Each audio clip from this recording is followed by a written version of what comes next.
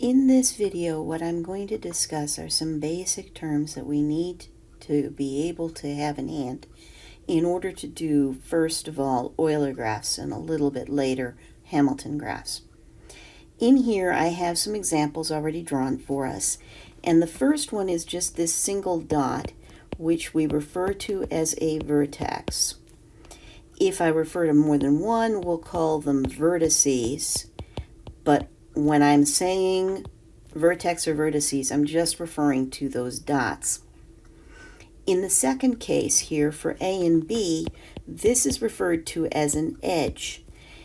And notice that on an edge, I have a vertex on each end, and every edge has to have a vertex on each end of it.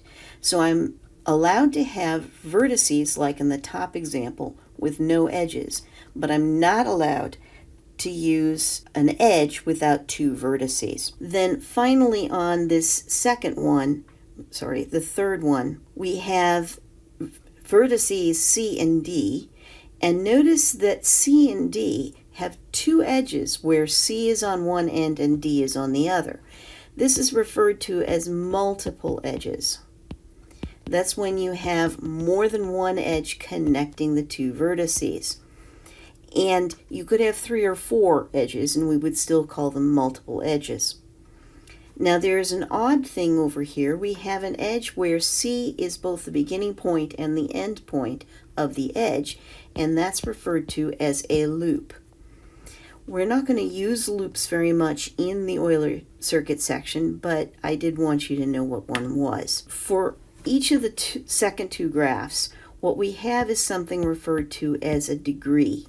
The degree is the number of edges a vertex is an endpoint for. So if you notice on the first example with A and B, A has one edge that it's sitting on, so its degree is going to be 1. And B also has one edge it is on, so its degree is 1.